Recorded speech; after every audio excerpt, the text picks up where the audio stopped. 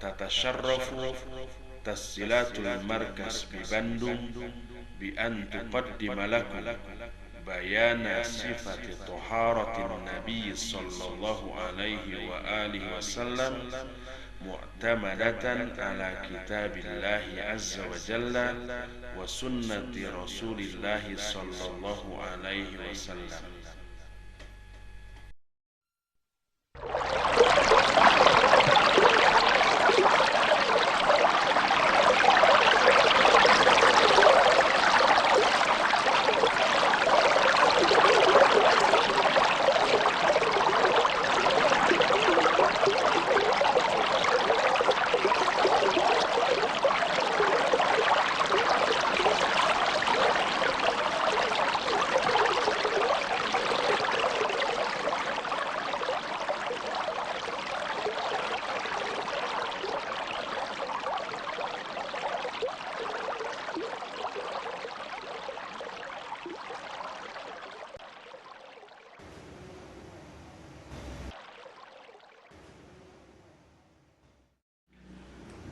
Assalamualaikum warahmatullahi wabarakatuh. Alhamdulillah wassalatu wassalamu ala rasulillahi wa ba'd. Ikhwati fillah azakumullah. Kita semua tahu bahwa salah satu di antara ibadah yang sangat agung bagi setiap muslim adalah sholat. Kita pun tahu bahwa salah satu di antara syarat yang wajib dipenuhi sebelum sholat adalah bersuci, baik dengan cara berwudu, mandi, ataupun tayamum. Oleh karena itulah, maka ajaran Islam yang maha sempurna ini telah menjelaskan kepada kita tentang tata cara bersuci dengan penjelasan yang gamblang dan rinci. Berikut ini akan kami sajikan tata cara peragaan bersuci yang benar yang kami ambil dari ayat-ayat Al-Quran dan hadis-hadis yang sahih. Selamat menyimak dan selamat mengikuti.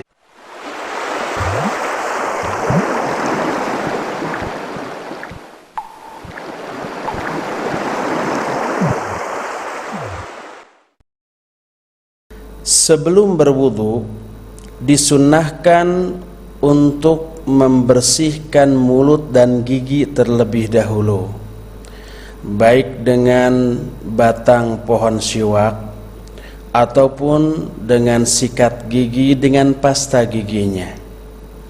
Hal ini didasarkan kepada salah satu hadis, laula an asyqa ala ummati la amartuhum bisiwak ma'a kulli wudu'in. Seandainya aku tidak khawatir akan memberatkan umatku, maka pasti akan aku perintahkan mereka untuk bersiwak setiap kali akan berwudu.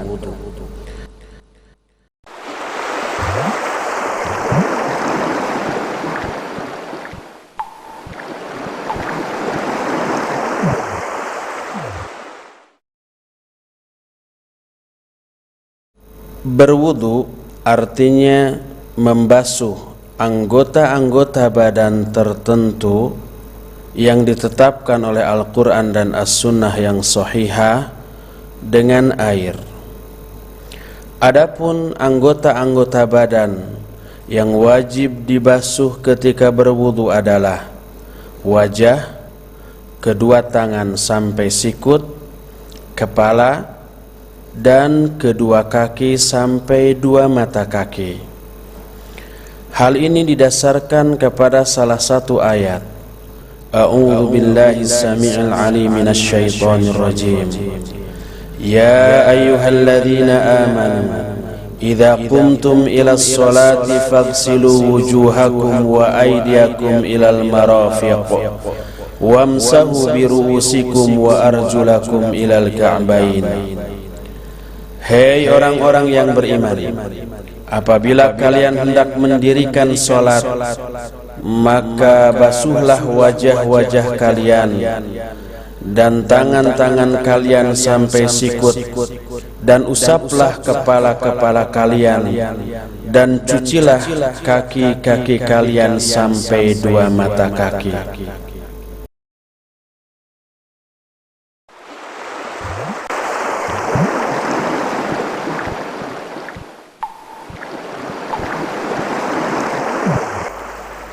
Yang dimaksud dengan niat adalah menetapkan di dalam hati untuk melakukan wudu dalam rangka mencari ridho Allah Subhanahu wa ta'ala dan melaksanakan perintahnya serta mengikuti sunnah Rasul sallallahu alaihi wa alihi wasallam. Hal ini didasarkan baik kepada ayat Al-Quran ataupun hadis yang sahih. Allah berfirman, A'udzu billahi as-sami'il 'alim minasy syaithanir rajim. Wa ma umiru illa liya'budullaha mukhlishina lahud-din hunafa. Dan tidaklah mereka diperintahkan kecuali untuk beribadah kepada Allah dengan mengikhlaskan agama hanya untuknya semata. Juga ditetapkan di dalam salah satu hadis, innamal a'malu binniyat wa innama likulli imri'in ma nawa. Hanyalah setiap amal itu bergantung pada niatnya, dan hanyalah setiap orang memperoleh apa yang diniatkannya. Oleh karena itu, sebelum berwudu diwajibkan bagi kita untuk menetapkan niat di dalam hati.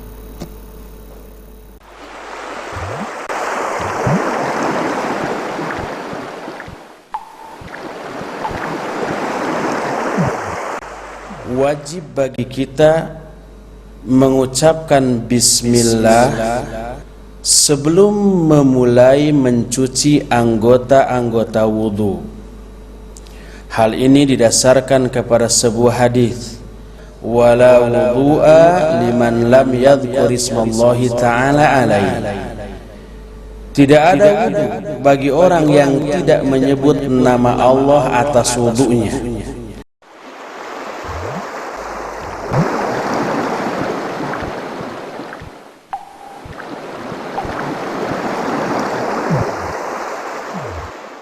Setelah itu kita mencuci kedua tangan sampai dua pergelangan kita 3 kali. Hal ini didasarkan kepada sebuah hadis yang diterima dari Aus bin Abi Aus dari kakeknya radhiyallahu anhu. Dia menyatakan, ra'aitu Rasulullah sallallahu alaihi wa alihi wasallam istaukafa thalathan. Aku melihat Rasul sallallahu alaihi wa alihi wasallam mencuci tangannya sampai pergelangannya 3 kali. Selain itu, ketika mencuci tangan disunnahkan untuk membersihkan selak-selak jari-jari kedua tangan kita. Berdasarkan sebuah hadis, idza tawadda'ta fakhallil baina asabi'i yadayka wa rijlayka.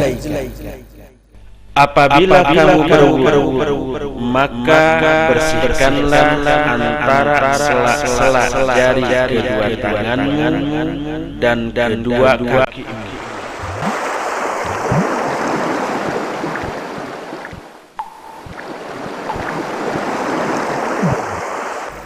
Kita lanjutkan dengan berkumur-kumur, beristinsyak dan beristinthar.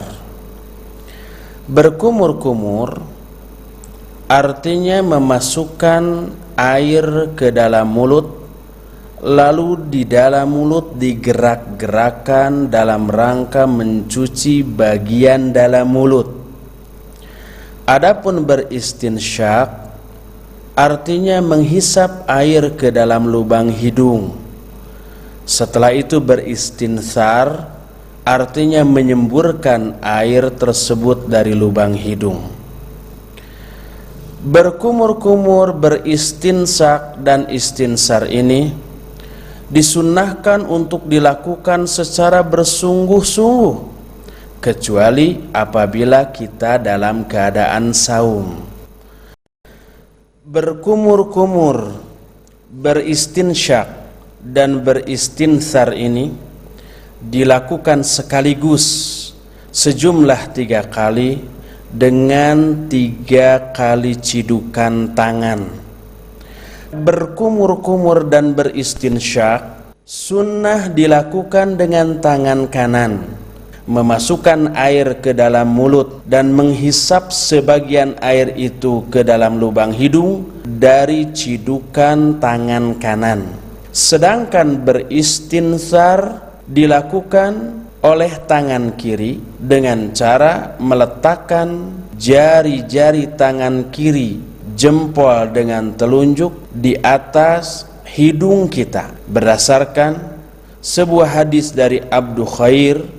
Kata Abu Khair, kami saat itu sedang duduk sambil melihat kepada Ali bin Abi Thalib ketika beliau berwudu. Lalu beliau memasukkan tangan kanannya dan memenuhi mulutnya dengan air dari tangan kanan itu.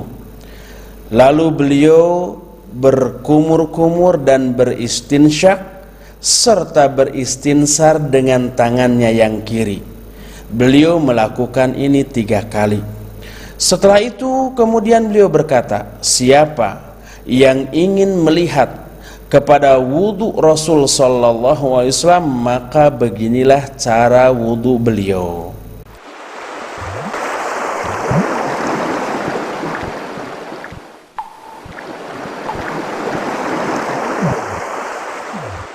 Setelah itu kita mencuci wajah kita 3 kali. Adapun ukuran wajah secara vertikal dimulai dari bagian yang ditumbuhi rambut di atas kening sampai ke dagu yang ditumbuhi jenggot. Adapun secara horizontal, batasan wajah dari mulai kiri sampai ke kanan dimulai dari perbatasan telinga kiri sampai ke telinga kanan. Ketika mencuci wajah ini disunahkan juga untuk mencuci jenggot dengan cara memisahkan rambut-rambut dari jenggot kita dan memasukkan air ke sela-sela jenggot tersebut. Anas bin Malik radhiyallahu anhu menyatakan, anna Rasulullah sallallahu alaihi wasallam kana idza tawadda akhadha kaffan min ma'in fa adkhalahu tahta hankihi fa khallala bihi lihyatahu wa qala hakadha amarani rabbi azza wa jalla. Kata Anas, sesungguhnya Rasul sallallahu alaihi wasallam apabila beliau berwudu, beliau mengambil segenggam air, kemudian memasukkan air itu ke bawah dagunya, lalu beliau memasukkan jari-jari tangannya ke sela-sela jenggotnya. Kemudian beliau berkata, demikianlah aku diperintahkan oleh Allah Azza wa Jalla.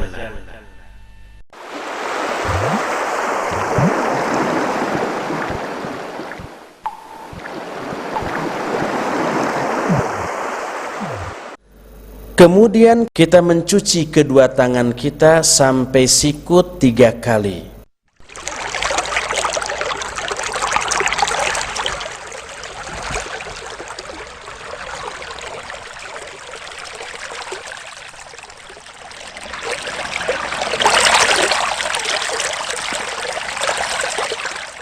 Hal ini didasarkan kepada sebuah hadis dari Humran Maula Uthman, thumma ghassala yadahu al-yumna ila al-mirfaqi 3 marrat, thumma ghassala yadahu al-yusra mithla dhalik.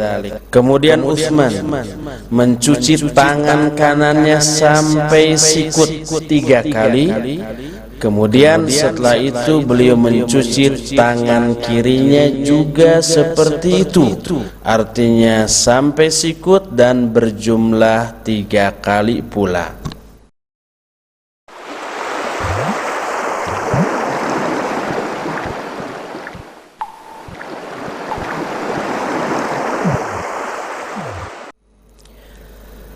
Kemudian kita mengusap seluruh kepala kita hanya 1 kali dengan kedua tangan kita. Dimulai dari bagian depan kepala yang ditumbuhi oleh rambut, kemudian kita usapkan kedua tangan kita ke arah belakang sampai ke tengkuk, kemudian kita kembalikan kembali kedua tangan itu ke tempat ketika kita memulai tadi. Setelah itu secara langsung tanpa mengambil air lagi, kita mengusap kedua daun telinga kita dengan kedua jempol kita, sedangkan 2 telunjuk kita dimasukkan ke lubang 2 telinga kita. Telunjuk kanan masuk ke dalam lubang telinga kanan, telunjuk kiri masuk ke lubang telinga sebelah kiri. Jempol kanan mengusap bagian belakang dari daun telinga kanan, jempol tangan kiri kita mengusap bagian belakang dari daun telinga kiri kita. Ini didasarkan kepada sebuah hadis, kata Abdullah bin Amr, "Thumma masaha bi ra'sihi fa adkhala isba'aihi sababahataini fi udhunayhi wa masaha bi ibhamaihi ala dhahiri udhunayhi wa bi sabahataini batina udhunayhi." Kemudian Nabi SAW mengusap kepalanya, lalu beliau memasukkan kedua telunjuknya ke dalam kedua lubang telinganya dan mengusapkan kedua jempolnya ke atas bagian belakang dari daun 2 telinganya.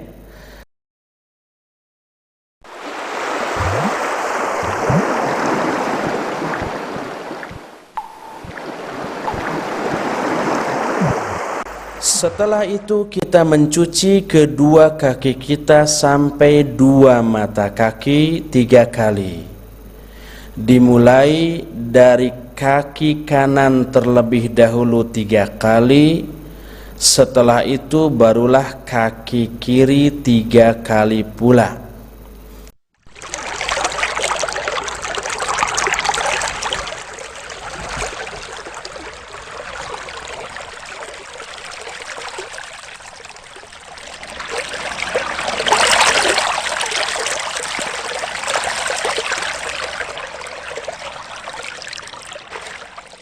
Ketika mencuci kaki ini disunnahkan untuk membersihkan dan menggosokkan jari kelingking kita kepada selak-selak jari-jari kaki.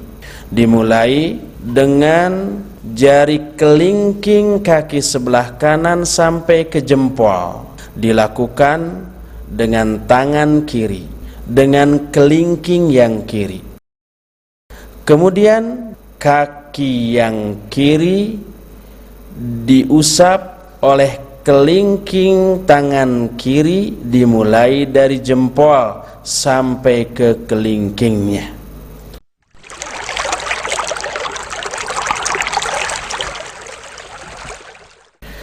Disunahkan pula untuk menggosok-gosokkan jari-jari tangan ini ke seluruh bagian anggota wudu yang harus dibasuh ketika berwudu, untuk menjamin sampainya air dan bersihnya anggota wudu yang dicuci.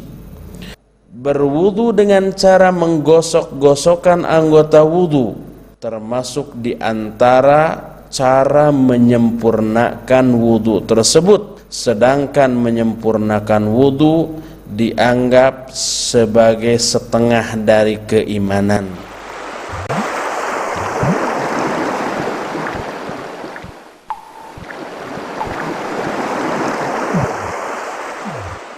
Seusai mencuci kedua kaki sampai dua mata kaki, disunnahkan untuk berdoa, Asyhadu an la ilaha illallah wahdahu la syarikalah wa asyhadu anna Muhammadan abduhu wa rasuluh, sebagaimana dijelaskan dalam sebuah hadis. Qala Rasulullah sallallahu alaihi wa alihi wasallam, ma minkum min ahadin yatawaddau fayusbighul wudu'a thumma yaqul Asyhadu an la ilaha illallah wahdahu la syarikalah wa asyhadu anna Muhammadan abduhu wa rasuluh illa futihat lahu abwabul jannati tsamaniyah yadkhulu min ayyiha syaa.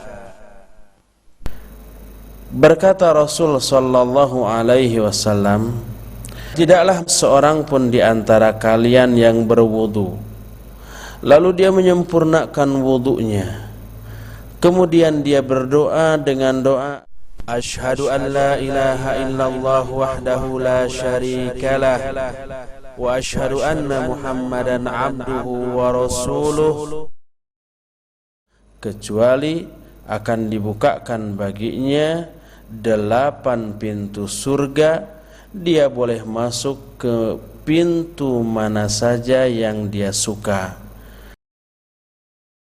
Boleh juga berwudu dengan menggunakan air di dalam gayung dengan cara memasukkan kedua tangan kita langsung ke dalam air tersebut. Namun, sebagian kaum muslimin ada yang mempertanyakan kebolehan berwudu dengan cara demikian. Untuk menjawab pertanyaan itu, berikut ini kami kutipkan sebuah hadis Nabi sallallahu alaihi wa alihi wasallam yang menjelaskan hal tersebut.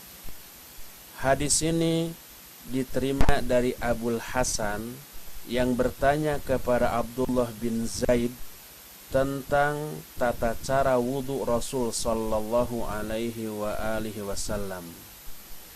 Lalu Abdullah bin Zaid meminta 1 baskom air. Kemudian dia berwudu dengan cara wudu seperti yang dicontohkan oleh Rasul sallallahu alaihi wa alihi wasallam. Selanjutnya dijelaskan fa'aqfa'a ala yadayhi minat tawr faghasala yadayhi thalatha thumma adkhala yadayhi fit tawr famadmada wastanshaqa wastansara thalatha bi thalathi ghurafat thumma adkhala yadahu fit tawr faghasala wajhahu thalatha thumma adkhala yadahu faghasalahuma marrataini ilal mirfaqaini thumma adkhala yadayhi famasaha bihima ra'sahu fa'aqbala bihima wa adbara marratan wahidatan thumma ghasala rijlaihi. Lalu dia menuangkan air dari baskom kepada kedua tangannya dan mencucinya 3 kali.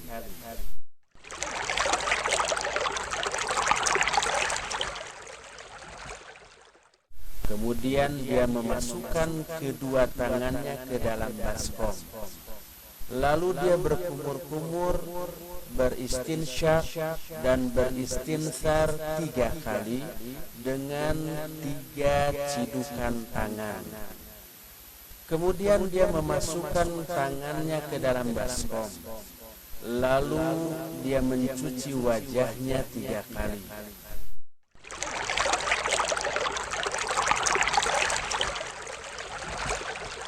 Kemudian dia memasukkan tangannya, lalu mencuci kedua tangannya sampai ke kedua sikutnya.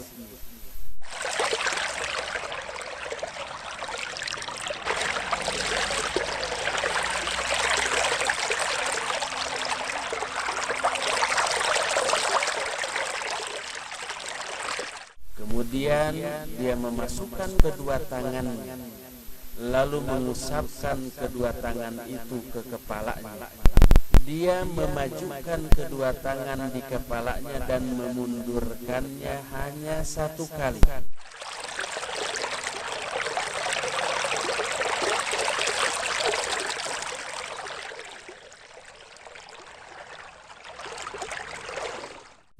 Kemudian dia mencuci kedua kakinya.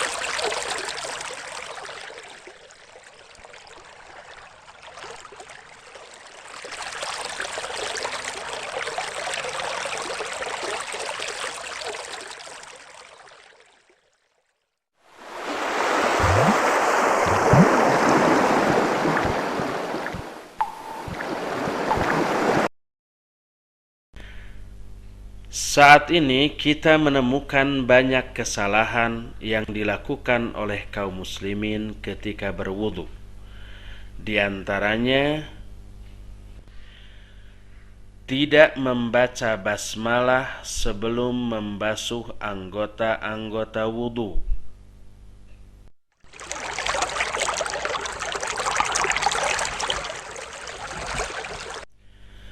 Berkumur-kumur, beristinsyak dan beristinsar secara terpisah.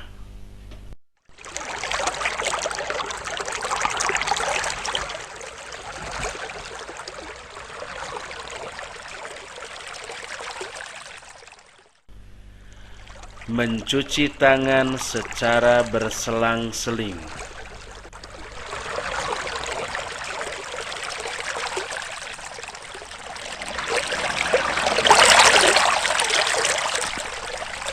Mengusap kepala hanya pada bagian ujung rambut.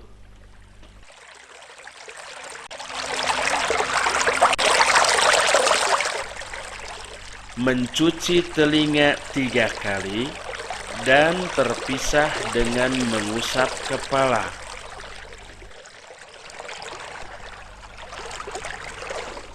Mencuci kaki secara berselang-seling.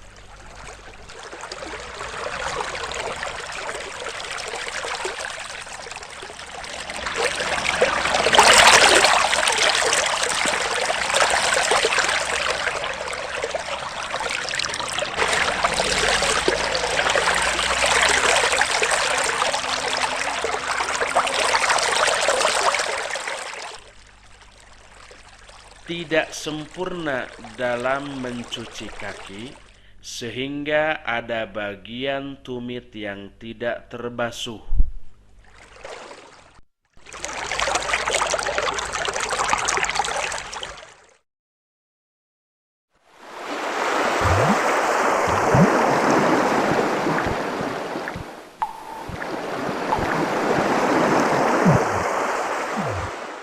Ketika kita berwudu dengan mengenakan sepatu, sandal, atau kaos kaki, maka kita tidak perlu untuk membuka sepatu, sandal, atau kaos kaki kita.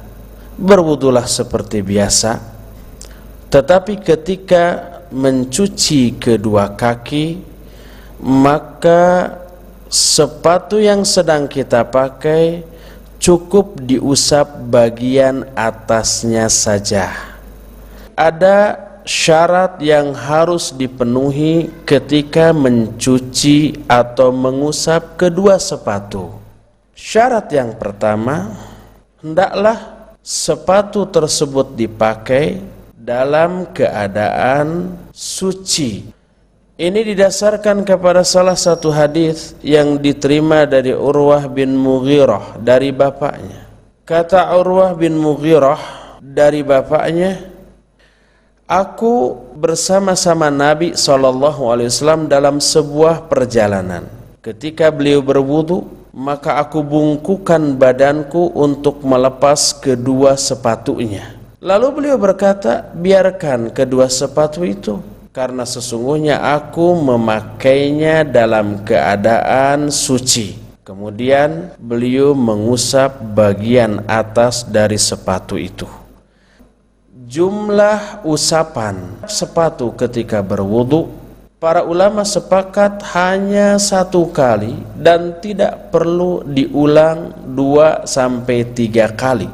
Caranya adalah dengan merenggangkan jari-jari tangan kanan, lalu diusapkan, dimulai dari ujung sepatu bagian depan, diusapkan sampai ke bagian atasnya, dan sepatu yang kiri diusap oleh tangan kiri dengan cara yang sama.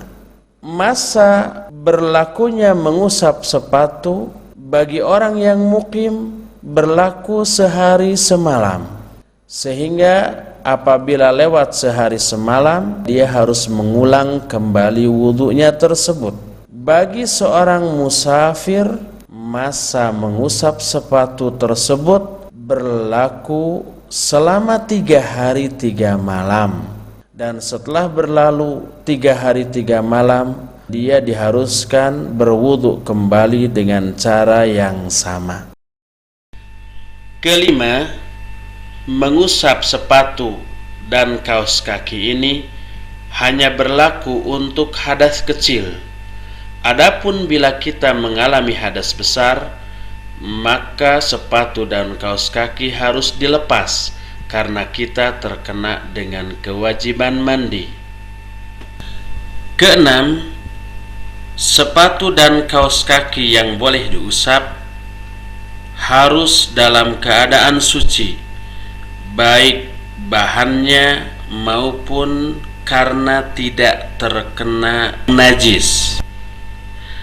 Ketujuh, boleh kita mengusap sepatu ataupun kaos kaki yang sobek. Kedelapan, kebolehan mengusap sepatu dan kaos kaki ini dianggap batal karena 3 sebab berikut ini. Pertama, teralaminya hadas besar yang menyebabkan kita wajib mandi seperti junub dan lain-lain. Kedua, bila kita melepaskan sepatu atau kaos kaki yang sedang kita pakai. Ketiga, bila sudah habis batasan waktu dibolehkannya mengusap sepatu atau kaos kaki tersebut.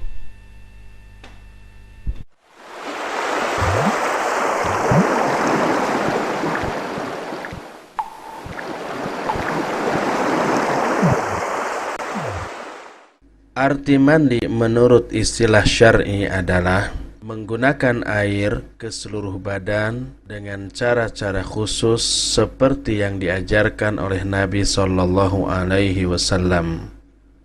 Di antara ayat yang mewajibkan mandi di saat kita junub adalah A'udzu billahi samiil alim minasy syaithanir rajim. Wa in kuntum junuban fattahharu. Dan apabila kamu junub, maka bersucilah. Dalam sebuah hadis yang diterima dari Abu Hurairah radhiyallahu an, Nabi sallallahu alaihi wa alihi wasallam bersabda, "Idza jalasa baina su'abihal arba' thumma jahadaha faqad wajabal ghusl." Apabila seorang suami duduk di antara keempat anggota badan istrinya, lalu dia menggaulinya, maka wajiblah atas orang itu mandi. Jadi bila seseorang meratakan air ke seluruh tubuhnya, dimulai dari ujung rambut sampai ujung kaki, tanpa ada satu bagian tubuh pun yang terlewat, maka orang itu sudah dianggap mandi dan dianggap suci dari junubnya bagaimanapun cara dia meratakan air ke seluruh tubuhnya tersebut. Namun apabila kita ingin mandi sesuai dengan sunnah Rasul SAW, maka beliau telah mencontohkan tata cara mandi sebagai berikut. Pertama, tetapkan niat dalam hati bahwa dirinya mau mandi tanpa harus diucapkan dengan lisan. Setelah itu cucilah kedua tangan sampai 2 pergelangan. Lalu tuangkan air dengan tangan kanan ke tangan kiri. Lalu cucilah faraj dengan tangan kiri sampai bersih. Setelah itu berwuduklah. Dimulai dari berkumur-kumur, istinsyak dan istinthar 3 kali. Lalu mencuci wajah 3 kali.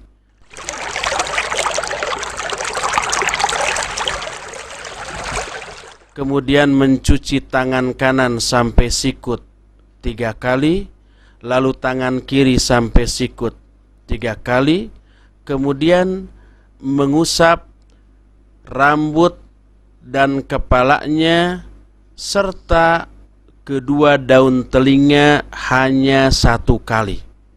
Sampai di sini kita tidak melanjutkan kepada mencuci kedua kaki, karena kedua kaki diakhirkan seusai mandi. Kemudian basahi tangan kita, kemudian masukkan jari-jari tangan ke pangkal rambut serta membasahi rambut sampai merata. Setelah itu guyurkan air ke atas kepala 3 kali guyuran, kemudian ratakanlah air ke seluruh tubuh.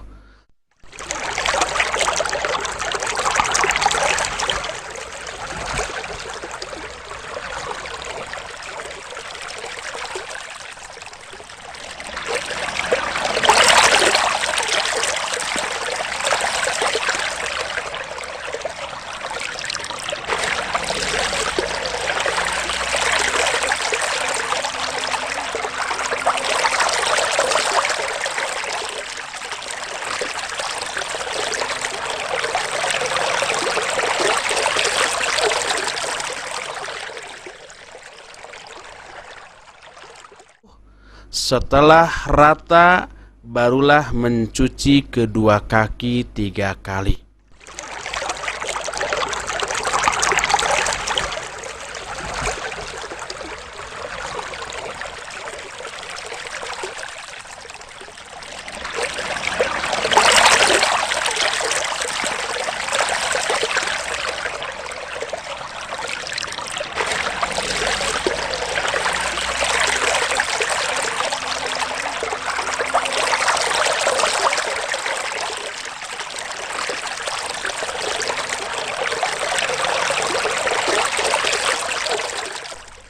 Dibolehkan memakai sabun atau wangi-wangian di tengah-tengah guyuran air ke badan.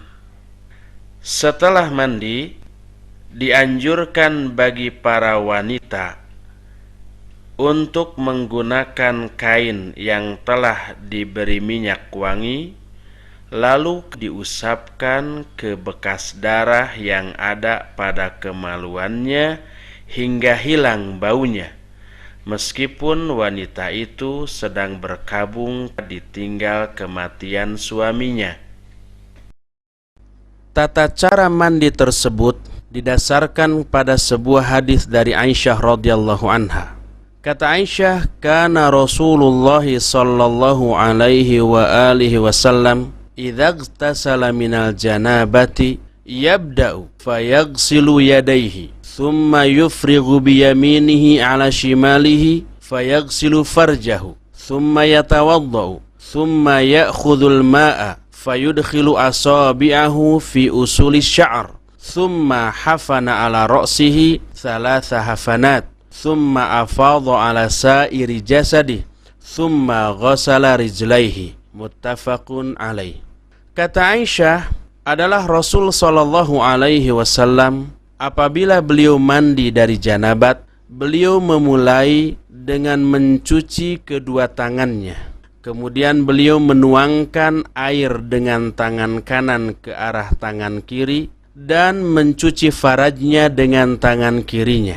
Kemudian beliau berwudu.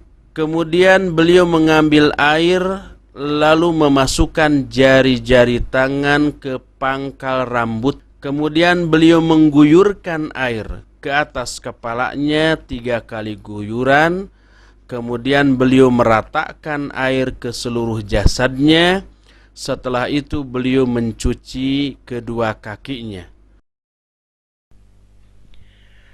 Adapun hal-hal yang menyebabkan diwajibkannya mandi adalah: pertama, keluarnya air mani dengan syahwat, baik karena jima, mimpi basah, onani, ataupun masturbasi. Kedua, bertemunya 2 kemaluan antara pria dan wanita sekalipun tidak menyebabkan keluarnya air mani. Ketiga, habisnya masa haid ataupun nifas bagi para wanita yang mengalaminya.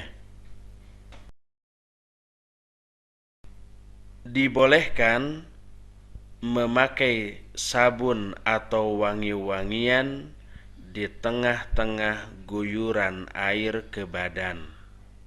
Setelah mandi, dianjurkan bagi para wanita untuk menggunakan kain yang telah diberi minyak wangi, lalu diusapkan ke bekas darah yang ada pada kemaluannya hingga hilang baunya, meskipun wanita itu sedang berkabung ditinggal kematian suaminya. Disunnahkan mandi pada waktu-waktu berikut ini. Pertama, ketika kita akan melakukan sholat Idul Fitri ataupun Idul Adha. Kedua, pada hari Arafah. Ketiga, ketika hendak ihram, baik untuk umroh maupun untuk haji. Keempat, sebelum memasuki kota Mekah. Kelima, ketika hendak mengulangi jima atau menggauli istri. Keenam, setelah memandikan mayat. Ketujuh, setelah menguburkan orang musyrik. Kedelapan, setelah sadar dari gila atau pingsan. Kesembilan, setelah dibekam. Dan yang ke-10, seorang wanita yang mengalami istihadah, dia disunnahkan mandi setiap akan sholat atau ketika akan menjama' antara 2 sholat. Ke-11, mandi untuk sholat Jumat, kecuali bagi orang yang badannya bau dan berkeringat sehingga mengganggu orang-orang yang sholat di sekitarnya, juga para malaikat. Maka bagi orang yang seperti itu, mandi Jumat menjadi wajib baginya. Ke-12, orang kafir atau orang yang pernah murtad kemudian masuk Islam.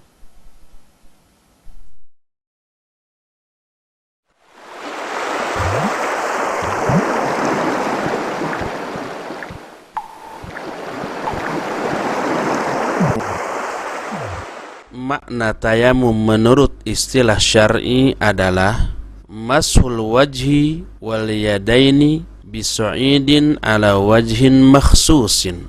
Tayamum artinya mengusap wajah dan kedua tangan dengan tanah yang bersih dengan cara-cara tertentu yang ditetapkan oleh Al-Quran dan Al-Hadis. Dalil tentang disyariatkannya tayamum adalah falam tajidu ma'an fatayammamu sa'idan thayyiban famsahu biwujuhikum wa aydikum minhu.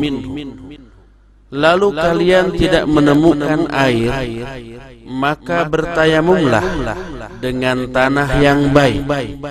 Lalu usaplah wajah-wajah kalian dan kedua tangan kalian dengan tanah tersebut.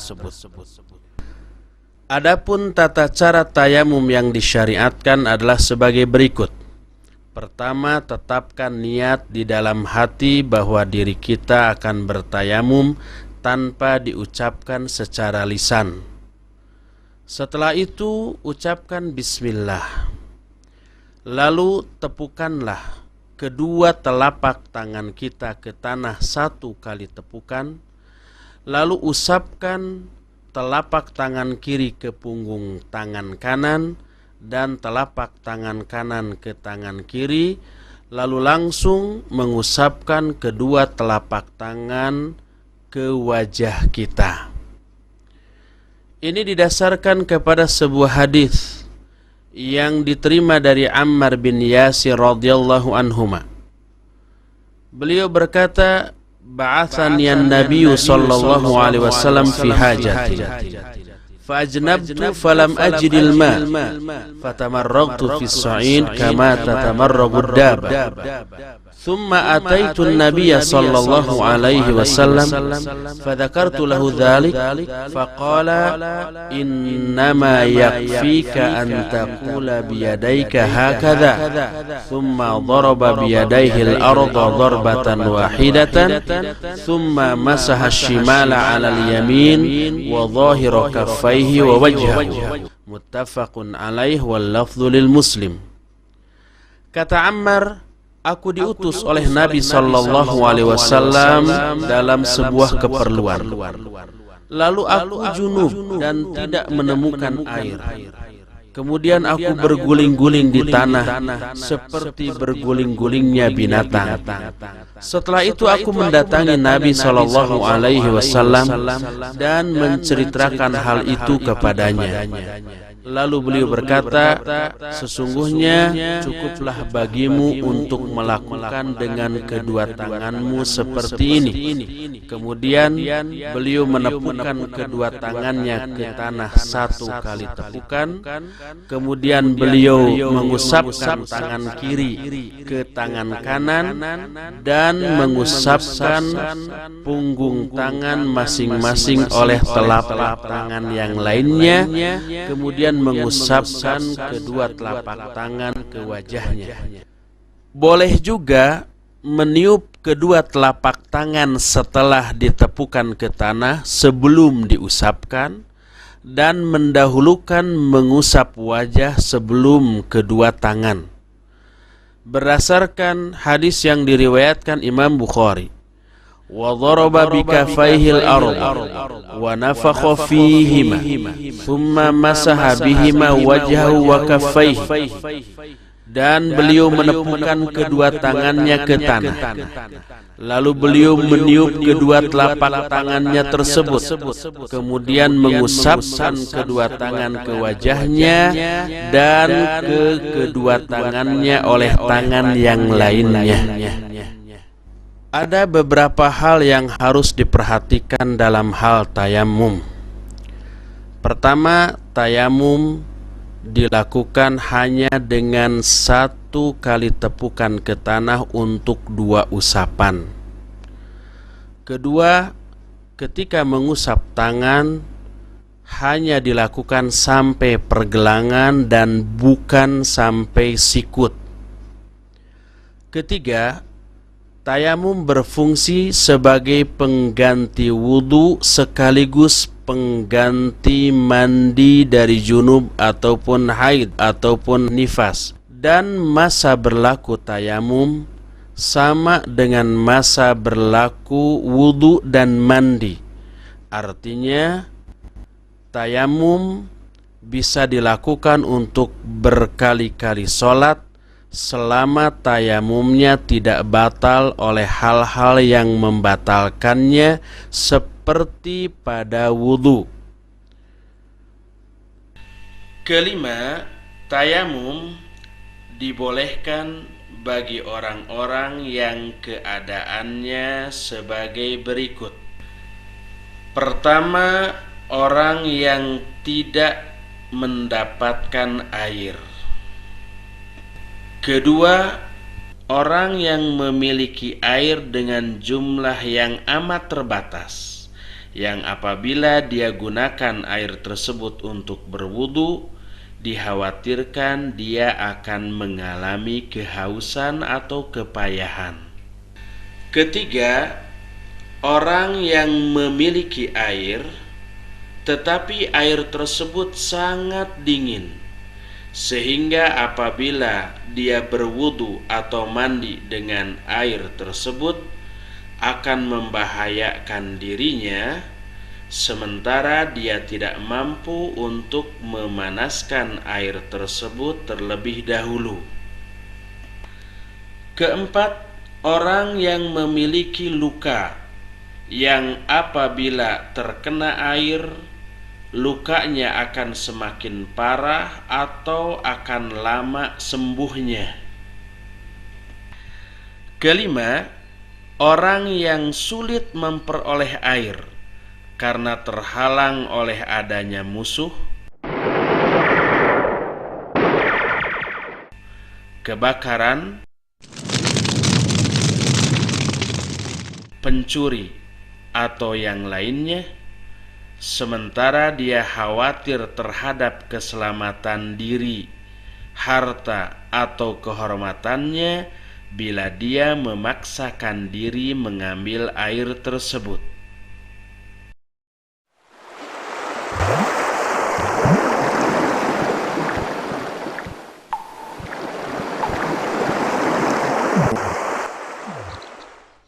Mengusap kedua tangan sampai siku. Menepukkan kedua tangan ke tanah 2 kali.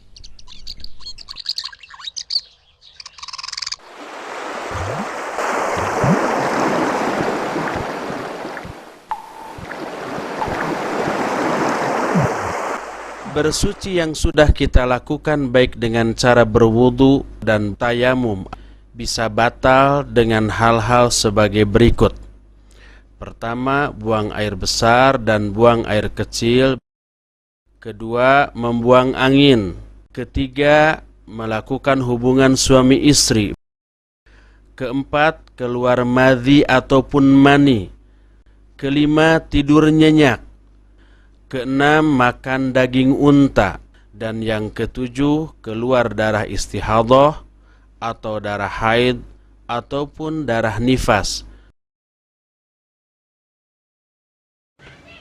Ikhwati fillah azakumullah, telah kami sajikan kepada Anda peragaan tentang tata cara bersuci yang benar, baik berwudu, mandi, ataupun tayamum. Kami berharap penyajian kami ini bisa memberikan gambaran yang jelas kepada Anda tentang bagaimana tata cara bersuci yang sesuai dengan tuntunan Al-Quran dan As-Sunnah. Selamat mengamalkan.